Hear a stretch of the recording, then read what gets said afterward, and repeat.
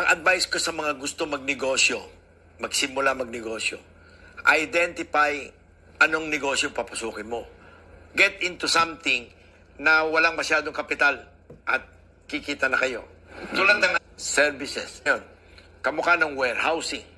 Kamukha ng mga personal storage facilities. O, di ba? O.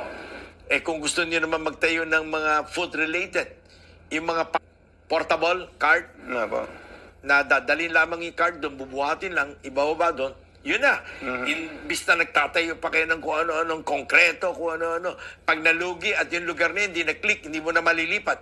Samantala yun, kung mobile, isasakay mo lang uli yun. Ililipat mo sa ibang lugar. Click na. Kikita ka na.